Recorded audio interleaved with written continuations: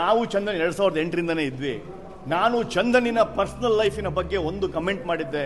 ಯಾವುದೋ ಒಂದು YouTube ಥಂಬ್ನೇಲನ್ನು negative ಆಗಿ ಹಾಕಿ ಬರೀ ಥಂಬ್ನೇಲಲ್ಲೇ ಒಂದು 3 ನಿಮಿಷದ ಕಥೆಯನ್ನು ವಿಭಿನ್ನವಾಗಿ ಹೇಳೋದಿದೆಯಲ್ಲ, ಆ ಥಂಬ್ನೇಲಿಂದ ಆಗಿರ್ತಕ್ಕಂಥ ಅನಾಹುತ ಇವತ್ತು ಡಿಜಿಟಲ್ ಯುಗದಲ್ಲಿ ಆಗ್ತಾ ಇರೋದನ್ನೇ ಇವತ್ತು ನಮ್ಮ ಜೀವನದಲ್ಲಿ ಆಗಿತ್ತು. ಅದು ಕೇವಲ ಒಂದು ದಿನಕ್ಕೆ ಮಾತ್ರ ಕೋಪ ಇರುತ್ತೆ.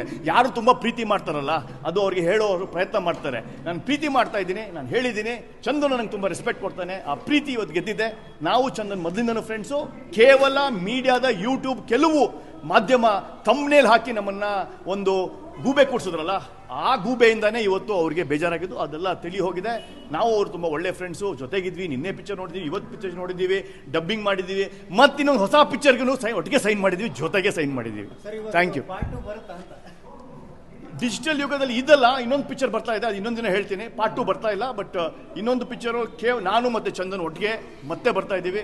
ಚಂದನ್ ಲೀಡಲ್ಲಿ ಇರ್ತಾರೆ, ಮತ್ತು ನಾನು ಒಂದು ಸೈಂಟಿಸ್ಟ್ ರೂಪದಲ್ಲಿ ಒಂದು ಪಿಕ್ಚರ್ ಬರ್ತಿದೆ, ಸೈನ್ ಮಾಡಿದ್ದೀವಿ. ಅದು ಹೇಳ್ತೀನಿ ಮುಂದಿನ ದಿನದಲ್ಲಿ. Thank you.